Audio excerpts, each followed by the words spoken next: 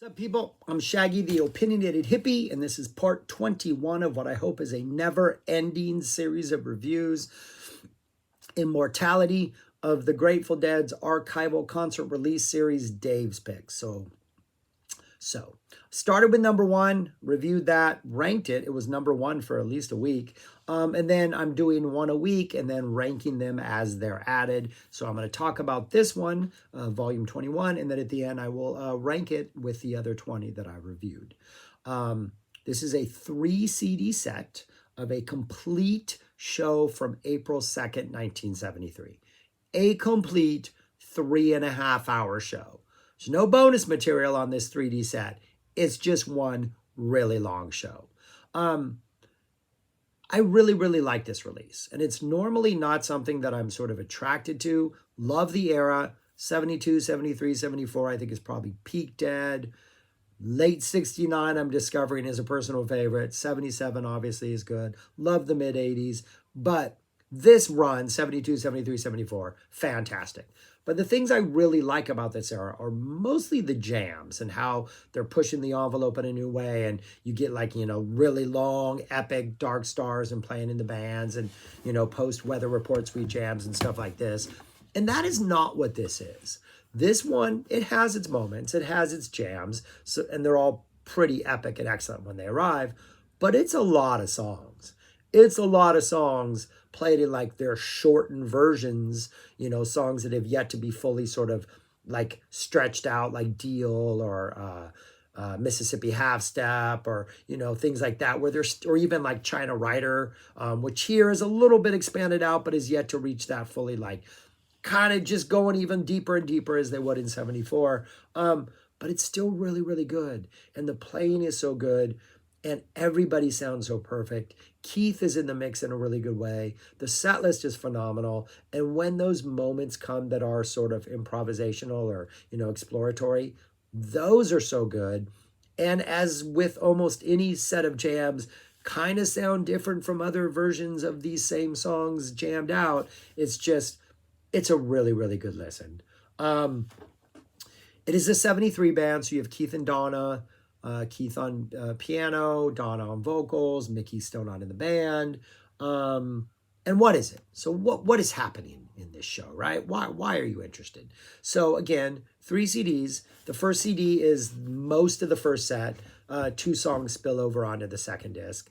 We get a Promised Land opener, a Deal, really nice Jerry solo and Deal. Again, we're not getting these long epic closing solos like we would eventually in like the 80s, but it's still a nice, good second song, bringing some good energy.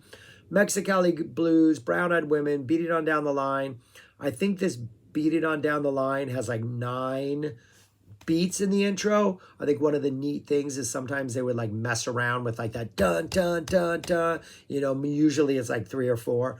Dun dun dun dun. This job I got. I think there's like 9 in this one, so it's just a little more playful, a little more dun dun dun dun dun dun dun dun dun. Well, this job and then they jump into it. Always fun when they mess with that. I think the longest one they've done is like low 20s, right? Didn't they do one once? It's like a 23 beat intro or something. I have to follow up on that. I will maybe for the next video. Get a Road Jimmy, Looks Like Rain.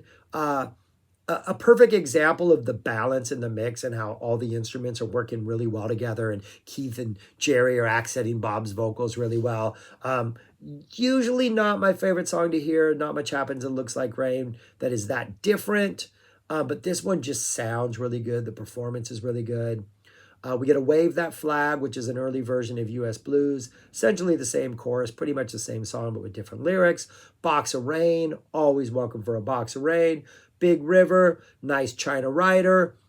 Pretty short and to the point, but it's a good China Rider. We get a You Ain't Woman Enough, Loretta Lynn cover that Donna sings. I wish she had done this more often. We need more Donna like singing songs like this. Yeah, she should have had at least 1 song per show, I think maybe 2. She sounds great. I love this country vibe. It works. And then a Jack Straw to close out the first disc.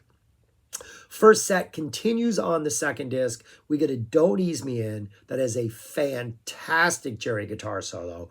kind of short, but it's just like this short, sharp shock of Jerry intensity that just elevates the song to like another level. Again, it's not like a jam. It's not like he's going on at length, but what he does in the very short time he has is fantastic. And then we get what for me is the highlight of the first set, possibly the highlight of the entire show, is a 18-minute played in the band to close out the set. Once we get into like the jam session of the song, I've been listening to a lot of Traffic lately, and as soon as they get into like the instrumental part, the improv, Keith almost immediately takes over and starts taking the lead, and it gives it a very Traffic-y vibe, maybe like kind of reminds me of the end of Glad, that song off John Barleycorn, Must Die, before they segue into Freedom Rider, that sort of spacey part where they're kind of just tinkering around. It reminds me of that vibe. And then Jerry comes in with like his snaky, squirrely little guitar lines. Phil starts to take over, gets pretty intense for a while.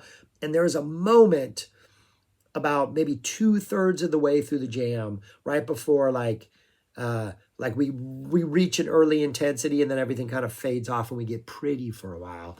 There is this moment where the machine, that sort of improv machine, is just chugging along, just really, really just going forward, and everybody's like in it. Like Jerry's got those snaky runs, Phil's doing it, Keith's got these fills, Bob's rhythm, Bill's doing amazing things. And it reminds me of, if you've seen the movie Labyrinth, that machine, at one point she falls into a hole and she turns around and there's this like machine coming at her, and the machine is like this screw, this like big drill that's like coming through this tunnel. She has to jump out of the way, Jennifer Connelly. And that's what the music sounds like. But in the movie, once she jumps out of the way, she looks behind the machine and she sees it's just like these like 6 like little creatures like manipulating this machine by turning these levers. And that's kind of what this playing reminds me of, is at one point it's almost like the machine just takes over and it's just driving them forward. But then you realize, no, it's these 6 people behind it manipulating it and moving it. But like they have given up their identity to the whole that is the jam. And just like in the movie, I think it's after this like machine-esque part comes, the music kind of dies out and gets pretty before things get crazy again, and they go back into like a, you know, sort of a climactic jam before they finish off the song. Excellent, excellent playing in the band. Like short, it's only 18 minutes. We have longer, much longer ones than this, but a well-played 18 minutes, not a wasted second. On my list of really good playing in the bands in the Dave series. And that's how the first set closes out. And it's a really, really, really good first set. It's like normally not something I would be attracted to with so many short songs, but they're all played so well. Jerry, particularly, his guitar playing is just on point. Keith is good in the mix, and it all culminates in like the best way possible, the really long playing in the band. Second set continues on disc 2. We get a Ramble on Rose second set opener, which is just a strange opener, something I'll never get used to. A Me and My Uncle, a Mississippi Half Step, which is pretty short jam at the end. Again, we're not even reaching the 8-minute mark with these, but a nice Mississippi. Greatest Story Ever Told, which is a really nice jam at the end. Jerry's kind of attacking it really hard, but at the same time, it's a very melodic jam. Kind of has a slightly different flavor than a lot of the other Greatest Story Ever Told solos at the end. Really, really good performance of this. Followed by a Loose Lucy, which is one of those like kind of slightly slower tempo ones, kind of like reminiscent of what it sounded like in the 90s when they brought it back. Not as this is one of those that you have your fast Loose Lucies, you have some really painfully slow Loose Lucies, and then you have this middle sort of tempo, and I think this song works best at this tempo. This is a song that I don't think ever reached its potential, or just for some reason always leaves me feeling like it could have been something more or should have been something more. But this is one of the versions that I think satisfies me a little more than most of the other. It's a really good one. And coming after the Greatest Story Ever Told, it just works perfectly. We get an El Paso. We get another one of those, I will never get used to these standalone Stella blues that aren't coming out of another song or, you know, dissolving into another, like closing, you know, a bob like Around and Around or something like that. Though Around and Around does follow it. is the one thing I wrote in my notes. Around and around, no. I have decided in my Dave Picks listening that the only place they should play in Around and Around is at the end of the first set. I think that would have been the best place for this. Does not work in the middle of the set after a Stella Blue. Doesn't work for me. But it also closes out disc 2, so that kind of works for me. But yeah, so far in this set, I think the Stella Blue, I love that song, and it's interesting to hear it as a standalone. But that Greatest Story, Loose Lucy, are absolutely fantastic. But then we get the really, really good stuff on disc 3. We get a Here Comes Sunshine, really nice playing in there. Jerry sounds good. Keith sounds good. Soon as we get done with the vocals, we go off into this jam that Keith initially kind of again is very present, gives it a Traffic-like feel with his piano playing, very much has a Winwood vibe, a very much Glad latter half of that song vibe, maybe a little like, low spark type energy. But then they go into a jam, and this jam starts off really, really chill, really, really laid back, and then quickly just devolves into like a Play It in the Band, Dark Star-esque deep space. I always question sometimes the labeling of like indexing of tracks, where sometimes there'll be like a track, it'll be like Eyes of the World and then Jam. And I'm like, yeah, but that jam is really kind of part of this Eyes of the World. You didn't need to index it. This jam, which is labeled Jam, does not sound like Here Comes Sunshine. It's like they finish the song, they have a couple ideas, and then they just go into this deep, this deep space like you would hear in like a Play It in the Band, or like a post-vocal first verse Dark Star. So we get that for a good long healthy time, for like a good 10 or 11 minutes, before we find our way into a me and Bobby McGee. I always want to say me and my Bobby McGee. Into a me and my Bobby McGee, which is just a nice random song choice to throw in the middle of a second set. Works well. Then we get a Weather Report Suite, the Prelude, which is just that like instrumental intro. I'm pretty sure they only played it 4 times. And so far in the first 21 Dave's Picks, we have 2 of those 4 times. Nice little intro. I like it. It's pretty. We don't yet have the full Weather Report Suite. So we get this. And then that goes into an Eyes of the World. Really good Eyes of the World. It's got that Stronger Than Dirt-esque jam at the end, in which Jerry like goes ballistic, and it's absolutely incredibly Jerry fantastic. But the jam, but after the final verse chorus and the Stronger Than Dirt thing, is probably one of the most interesting jams on here. Like it just kind of goes a little longer than most of them go. It goes to different places than other ones go, and it just has a really, really good feeling about it. And it's really interesting. And I've listened to this a number of times, and almost every time I'm listening to this, towards the end of that jam, I'm always like, did I miss the Stronger Than Dirt part? Because this is going on a little longer than it normally does, or it just feels like it's going places it normally does. And then we jump into the Stronger Than Dirt, and then Jerry just ups it even more so than that. And then one of the best segues ever, a thing they could do always, is the Eyes of the World goes into China Doll, which is fantastic. Then we get a Sugar Mag, Casey Jones, for the last 2 songs to close out the set. And then the encore is Johnny Be Good into an And We Bid You Good Night. Good night. So yeah, a really good show. Really good playing.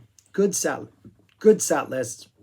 Not the most epic of epic jams containing here, but the playing in the band is fantastic. And the Here Comes into the jam, into the Me and My Bobby McGee, which is just like an interesting little choice. And then that Weather Report Prelude into the Eyes of the World, China Doll. That's a really good sequence of music. That just good songs, good segues, good choices, just all around really good listen. So yeah, pretty straightforward, simple release. Like you look at the set list, you kind of get what's advertised on the set list, but you just kind of get the best versions and really good sound. Everybody sounded amazing. Where would I rank this? If I had to rank this among the other ones, this was hard because we're now getting to the point where like, it's a lot of good stuff Dave's releasing, but I would put it right there. Number 11, smack dab in the middle. There's 10 before it, there's 10 after it. I would say that like the top 5, maybe 6 of these are like absolute hit it out of the park, S tier type things. Then you get a run of about 10 to 11 that are just outright great and are lacking just that one absolute must hear moment that would maybe put it a little higher. The bottom 3 are probably the weakest of all these as far as my likes go. None of these are bad. None of these are not good listens. But this goes in the middle only because it is a lot of songs without like jams. And really the one jam that I do think is maybe next level is that Playing in the Band jam. And as good as that other run of songs is, because it's a run, I don't think it's enough to push it up above some of this other stuff. Like 76 and number 10 has some good song choices, and 76 is such a interesting year when they're trying to like, they got the 2 drummers back and the tempo on things are mixed up. 80, we just don't get enough 80 releases, so I like that. 74 is my favorite year. So 11, it's good. Really good show. Like I'm ranking all really good stuff. But for my personal taste, I would put it at this point right smack in the middle of the pack. And yeah, I'm happy it's released. It's some good stuff. But that's where I would put it. But that's all I got, people. Thank you for watching. I appreciate your time. I appreciate your energy. I appreciate anything else. If you have listened to this, if you do listen to this and want to comment on my comments or want to let me know what you think about it, please do so. I appreciate that. But yeah, comment, subscribe, like, share, all that stuff. And most importantly, go listen to music. Go listen to this Playing in the Band because it's a really good Playing in the Band. And I highly recommend it. But yeah, that's it. Take care, people. Peace, and talk to you later.